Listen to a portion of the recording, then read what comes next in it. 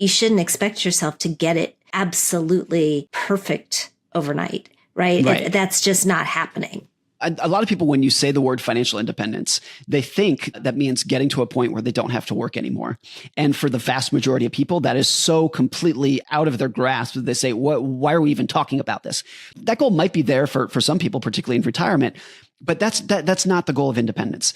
If you were to be laid off from your job, or divorced, or major medical illness, or have wayward children, whatever it might be, you will realize in that moment that every dollar that you saved is a little independence token relative to just being completely at the mercy of whatever ill was chasing you at that moment.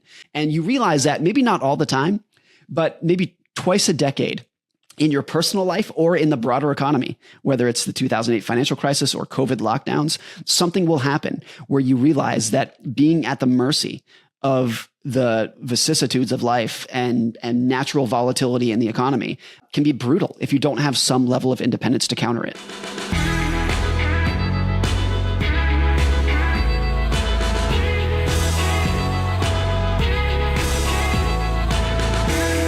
Hey everyone, thanks so much for joining us today on Her Money. I'm Jean Chatzky. So there is one book that comes up again and again and again in our private Facebook group when our community at Her Money asks for recommendations about what to read to learn more about their finances. That book is always The Psychology of Money by best-selling author and venture capitalist Morgan Housel. And The Psychology of Money is interesting. It is a book full of stories. It's a book full of lessons that somehow manage to really teach you about not just managing your money, but about your personal relationship with money.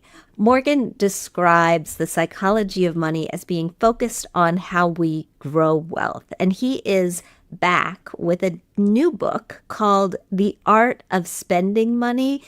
It's focused, as he puts it, on how we use money. And I'm so excited for this conversation because I know that all of you who are listening are going to get a ton from it. Morgan, it's a pleasure to have you here. Welcome to the show. Thanks so much for having me, Jean. This is an honor to be here. Before we get into the new book, Morgan, you've had a huge amount of success with the last one, The Psychology of Money. It sold 8 million copies. It is still going strong. It makes the case that growing money is a science.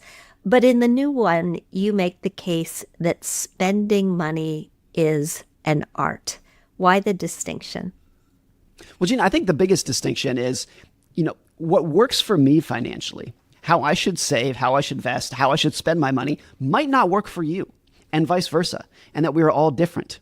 We have different backgrounds, different family situations, different social aspirations. Like, no two people are alike. That's not a bold statement, but it is a problem in finance because so much of how we are taught, particularly at the academic level or from financial advisors very often, done in a very well-meaning way, but is done with the idea that there is a right way to manage, save, and invest your money. And that you just need to find the right formula. And the formula that is right for me is right for you. And that's how it should work. Similar to how we might be talking about nutrition or something like that. And I just think there's so much evidence that that's not the case. That money is a very social endeavor. It's a very individualistic endeavor. And so I called this book The Art of Spending Money. I did not call it The Science of Spending Money because I don't think that exists. I don't think there is any science of spending money. This is an art. Art means that it is often contradictory. It is different from person to person. It is a soft, mushy topic. I don't really give you any formulas in this book. And I don't tell you how to spend your money in this book because I don't know you. I barely know myself well enough to try to figure out exactly what's going to work for me, let alone give broad advice for hopefully millions of people. And so this is a book that looks at the psychology of envy, of greed, of jealousy, of contentment, of happiness. And then you can hopefully use those lessons, that broad understanding of what's happening inside your head, to put it into context within your own life. It's interesting to hear you put it that way because I actually, after reading it, felt like it was more concrete, right? I felt like I actually took some very practical, tangible lessons that I could apply in my own life. But you're right. You frame them in such a way that I think people could take what they want to from them and what is most meaningful to them. One of the lines that I pulled was that you say happiness is essentially the gap between our expectations and our reality, our actual circumstances. I like this. It reframes how we think about what's enough. Can you unpack that a little bit?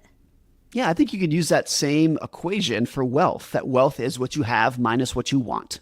Very simple. And of course, that's the case because there are people with very modest incomes, very modest wealth, who are really happy and content and live a great life and sleep 8 hours a night and wake up, happy. And there's also people who are billionaires who wake up every morning yearning for more, feeling this is not nearly enough. I haven't accomplished the vast majority of what I like to. Those people exist too. And so that's always what it is. It's a gap between what you have and what you want. I wrote about this earlier in my career where many years ago, I read this interview with Stephen Hawking, the late great scientist. And of course, he has a motor neuron disease. He has no control over his body, paralyzed head to toe. And he was talking about how happy he was, how amazing his life was. And interesting for a guy in that situation. If anybody has a right to complain about life, it is somebody like him. And it was the opposite. In this interview, he's talking about how amazing life was. And so the New York Times, who was doing the interview, they asked him, they said, what is your secret here? What is your secret to happiness? And he basically said, look, his expectations were reduced to zero when he was 21 years old, when he was diagnosed with this illness that he had. And he said everything else since then has been a bonus. It's this very unique situation. Obviously, I hope that myself and you and everyone else do not end up in that situation, but it had such an impact on his expectations that he ended up super happy. And you see the opposite of this, another very extreme example, among lottery winners. Mm-hmm. Very well documented cases all over the place. 5-10 years after they win the lottery, they're not happy. By and large, that is the case. I'm sure you can find some standouts, but winning the lottery in a very counterintuitive way is not good for your mental health. I think at least one of the reasons is it explodes your expectations. If you go from a modest middle-income worker and then win $20 million overnight, your expectations are probably such that you are going to expect that the money's going to make you so much happier. It's going to make your life so much better. You're going to wake up smiling ear to ear for the rest of your life. And then you realize it doesn't. You realize that's not the case. And then you are shattered. It's the gap between your expectations and your circumstances. And look, I want more money. I want more wealth. Everybody does. It's just a recognition that if you don't put as much emphasis into managing the expectation side of your relationship with money, you're never going to be satisfied. If your expectations grow faster than your income, you will never be satisfied with your money. I think that's true whether you make $10,000 a year or $10 million per year. How do you suggest keeping that in check, right? I mean, if we have the kind of careers that many of us are hoping to have, we earn more as life goes on. We adjust to those levels of income, those levels of assets. It can play with your head a little bit. Yeah, I think the answer that I'm going to give you is, at one hand, very simple, and on the other hand, very complicated to put into practice in real life. So here's my answer to that question. So much of modern spending, past a basic level of really essential needs, is an exercise in signaling to other people of what you've accomplished. A lot of times, the house you live in, the car you drive, the clothes you wear, the jewelry you have is an exercise in signaling to show other people the kind of accomplishments that you've had and whatnot. The key for me for getting over this to some extent, I would say, is acknowledging and realizing that most people are not paying that much attention to you to begin with. I heard this great quote very recently from Jimmy Carr, the great comic. He said, in your 20s, most people worry about what other people think of them. In your 30s, you say, I don't care what anybody thinks of me. And in your 40s, you finally realize the truth, which was nobody was thinking about you to begin with. And I think like a lot of comedy, it's funny because there's a lot of truth to that. And so how much of modern spending is trying to essentially show off for strangers who are not even paying attention? They're busy worrying about themselves. And so for me, the acknowledgement that nobody was thinking about me as much as I was, and I think that's true for virtually everybody, pushed me in a very healthy way towards then using money for what actually makes me happy. And I think this is true for a vast majority of people, which was independence. I just wanted to use money and savings and wealth to be independent. Just wake up every day and say, I can do whatever I want today with whomever I want for as long as I want. And it's important to point out that independence exists on a spectrum. This is not financially independent like you get to just completely quit your job and go do whatever you want. Independence is on a spectrum, and every dollar that you save is a little piece of your future that you control, that somebody else does not. And so saving $100, $1,000 is more independent than you were the day before. And so to answer your question, once I started getting over the fact that people were not paying attention to me as much as I thought, as much as maybe I'd hoped for, then I could kind of turn my goals inward in a very healthy, humble way and say, I just want to use money to help my wife and my kids and my family, like within the confines of this roof, to be independent. That was what it was for me. But I said earlier that it is easier said than done, because even as someone who has studied and written about this stuff for 20 years, I think on a literal daily basis, I need to remind myself of that and catch myself in a moment of daydreaming of saying, if I had that house, if I had that car, wouldn't that be amazing? I think we are very naturally wired to signal. Signaling is not necessarily a bad thing. It's essential in society when you are working with other people to send the right signals to get their attention and their respect and their admiration. But we overestimate how much we're going to get from material possessions. And once you realize that, it pushes you towards using what I think is money's highest purpose, which is independence. It's interesting. I don't think I got to that level that he talked about in your 30s until I was in my 50s. Quite honestly, I think I woke up at 50 and I was like, I do not care what other people think. I'm going to say and do what I want to do. But it did take me a while to get there. And I like the idea that this process of acknowledging and accumulating more independence is a continuum. In the book, you have 15 levels of financial dependence and independence, which is just to say that you shouldn't expect yourself to get it absolutely perfect overnight, right? Right. That's just not happening. Yeah, a lot of people, when you say the word financial independence, they think that means getting to a point where they don't have to work anymore. And for the vast majority of people, that is so completely out of expectations, out of their grasp, that they say, why are we even talking about this? And so if you define independence as I don't need to work ever again, that goal might be there for some people, particularly in retirement, but that's not the goal of independence. If you were to be laid off from your job, or divorced, or major medical illness, or have wayward children, whatever it might be, you will realize in that moment that every dollar that you saved is a little independence token relative to just being completely at the mercy of whatever ill was chasing you at that moment. Everything, like it's the oxygen of independence. Cash is the oxygen of independence.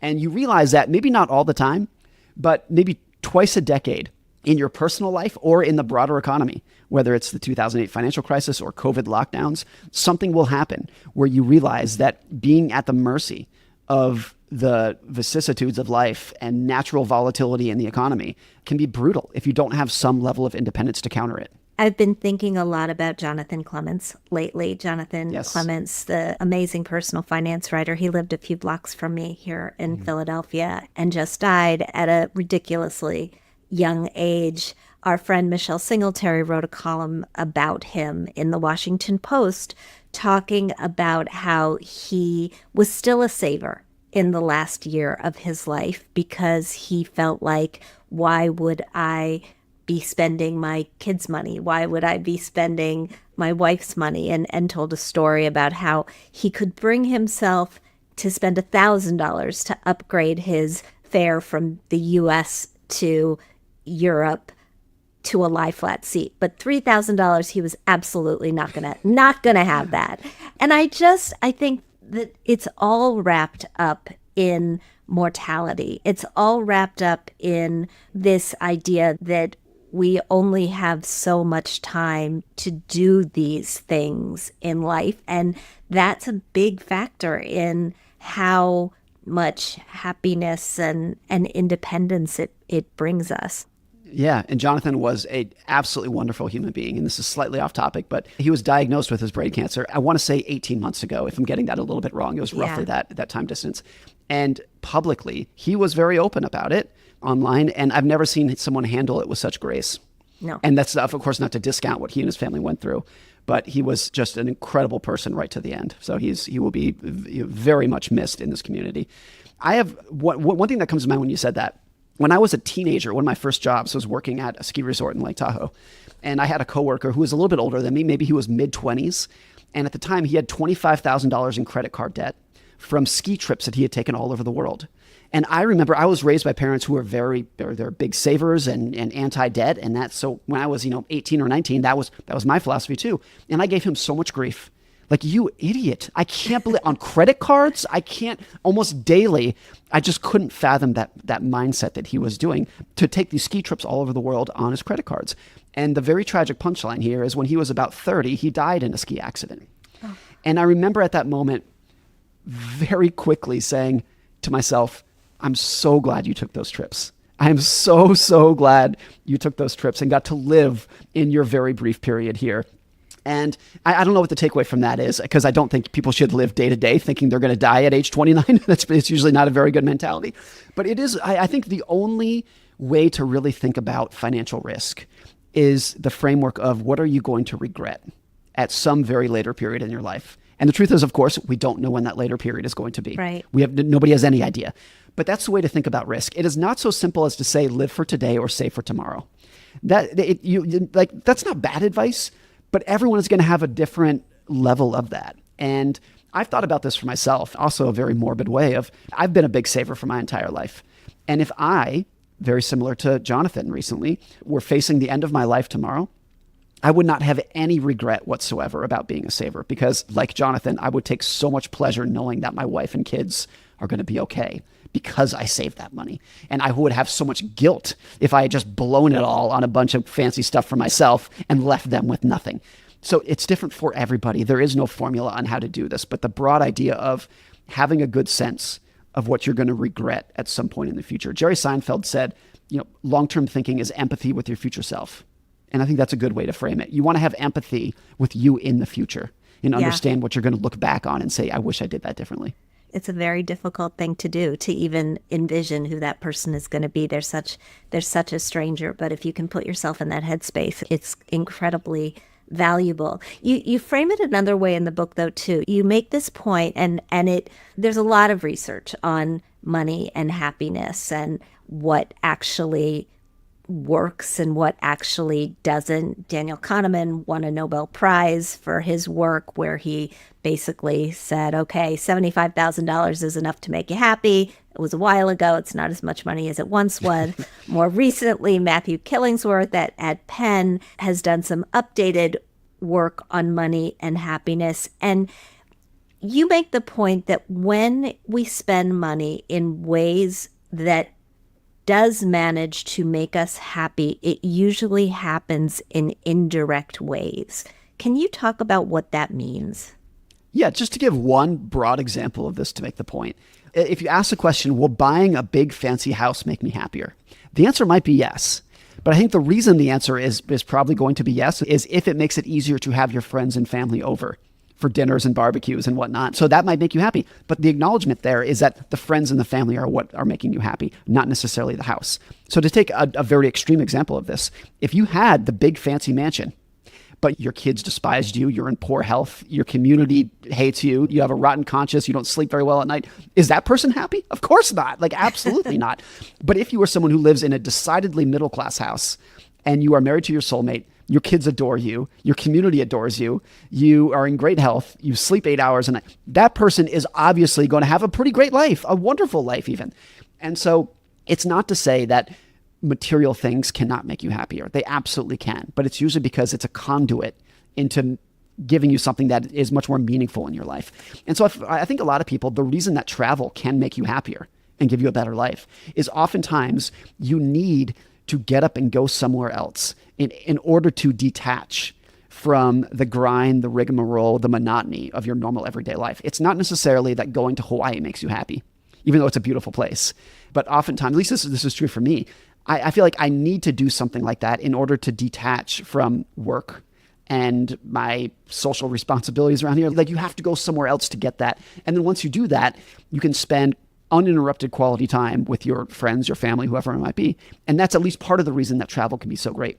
And I had this realization a couple of years ago. I went to Hawaii with my family, and I was building a sandcastle with my 2 young kids on the beach. And I remember thinking, this is a 10 out of 10. This is peak life right here. I'm building a sandcastle with my 2 young kids on the beach in Maui. unbelievable. But then it hit me that like, if we had stayed home and I was building Legos on the living room floor with them, that's like a 9 out of 10. That's nearly as good. What was making me happy was the uninterrupted time with my kids, not the sunshine, not the beach, even though those are lovely. It was the quality time. So like spending money is often it's just a door that can open up to lead you to something that's going to bring you truly quality happiness in life. I think that's where some people get confused with the research that says experiences you should spend your money on experiences because they're so much better than things. But it depends on how you experience things, right? So I'm a throw pillow person. I like to stay home. I like to cook dinner. I'd prefer to eat home rather than go to a restaurant, but I want to do it with people, right? I want people around. And to me, that's as much of an experience as going to the latest trendy restaurant. It's just perspective. Totally. We had this experience. This is last week. And we had an evening at home, just made dinner at home. And our kids are young. They're 6 and 9. And they were just in such a good mood that night. And they were playing well with each other and everything was great. And we had a good dinner and we laughed and whatnot. And at the end of the night, my wife and I were like, that was a perfect evening. You could not have gotten a better evening like that. And it cost us nothing. We didn't go anywhere. It was just everyone was in a good mood. Everybody was happy. And so sometimes I think everyone has those experiences where a lot of times the best day that you have doesn't really cost anything. I think it's true for a lot of people that if they're looking back at their life and you asked, when were you the happiest? When do you have the best memories, the best experiences? Not everybody, but a lot of people will tell you high school and college. And when, of course, that's not true for everybody, but a lot of people will say that. And a common denominator of those years is, by and large, you have no money. You're not doing it. You're not just buying anything. You're completely broke, but you're spending every evening with your friends and you're laughing and having a good time and whatnot. And that, if you look back, that might be some of your richest days that you can imagine. I had some of my college friends at the beach this summer for a weekend, my housemates from senior year. And oh my God, I have not laughed like that since senior year of college. Right. It was amazing. Well, let's talk about people who are in retirement or heading toward retirement. They've saved well, they've done the hard part. They have trouble, according to some recent research, spending. There's a fear of running out of money. There's a fear of living too long. There's also this weird flipping of the switch that's difficult, that after you have been told to just shove money in your 401k for 4 decades, spending money turns out to be really hard. What'd you find out about this? If you talk to a lot of financial advisors and you ask them, what is the biggest psychological trap that your clients get into? A lot of them will tell you exactly what you just said. You take a client who has diligently saved in their 401k and their IRA for 4 decades. And let's say they're 65 years old and they saved $1 million for retirement. Congratulations, you won. You won the race. You did everything right. Now you can go have a wonderful retirement. And for a lot of those people, they can't do it. They cannot bring themselves to spending even a very reasonable amount of money. And I think a lot of the reason is because, as you just hinted at, the idea of I am a saver becomes integral to their identity. It becomes who they are. And they cannot flip a switch and start saying, I'm going to start spending this in a reasonable, rational way. They can't do it. I would say part of this might be actually fairly reasonable because we are lucky enough to now live in a world where I think the statistic is if you take a 60-year-old couple, a 60-year-old husband and wife, the odds that at least one of you will live into your 90s are better than average. And it's possible that both of you will live into your 90s. So it was not that long ago, my grandparents' generation, that if a couple retired at age 60, the odds were that neither of you would be around in 10 years. That was by and large the case. Yeah. And retirement was a safety net for the retirement that you might have for a couple of years. And now we're talking a couple of decades. Like, good problem to have. I'm grateful that we live in that world. But it is true that a lot of people, if they retire at 65, they might say, I need this money to last me for 25 or 30 years, or maybe even more. And so it is an issue there. But I think the idea that when you cannot spend even a very reasonable amount of money, because a good financial advisor can look at that and say, spending this amount will make your money last in perpetuity. They're reasonably safe ways to do that. The formulas to do that. But if you're unable to do that, then the money isn't in control of your personality. It's telling you how to live. And at the highest level, I want to use money as a tool to live a better life. I want to use money as a tool in my toolkit to give myself a better life, of course. But so oftentimes it's not. It's like the puppet master controlling your whole personality, telling you how to live, where to live, what to spend your money on, where you can travel. And at that point, like you always have to be careful with that identity. And a lot of identities that people have seem very innocent or even positive. I am a saver. I am an index fund investor, whatever it might be. But anytime in life where you say, I am a blank, doesn't matter what it is, you've attached yourself to an identity. And it is very difficult to detach yourself from that identity somewhere down the road. And I think what's true for a lot of people too in retirement, slightly different topic, but a lot of people will realize they will chase retirement for decades. That's their goal. Then they daydream about what that will be like. And then they retire and maybe it feels great for a week or two.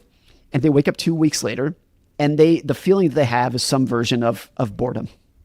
And they don't really know what to do with themselves. My dad did this. My dad was a doctor for 30 years and then he retired and he was so eager and grateful to retire. And 6 months later, he would look in the mirror and say, well, what now? What in the world am I doing now? And he went back to work.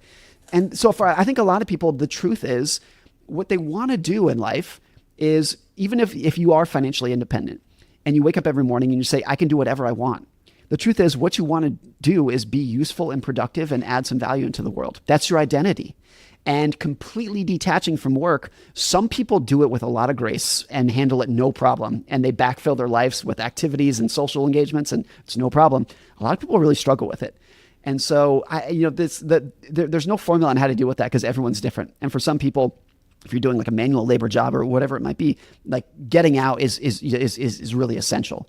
But a lot of people will realize that one of the most important parts of retirement is A, making sure that your money doesn't control your identity, and B, backfilling your life with something else that's going to replace the purpose in your life that was for probably the previous 50 years.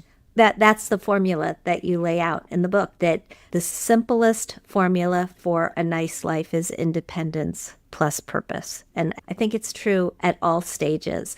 As we wrap up this conversation, I could not ignore the chapter on how to be miserable spending money, which kind of I thought it pulled kind of all the lessons together. But if you had to sort of top three it and you wanted to prevent people from being miserable spending their money, what would you say?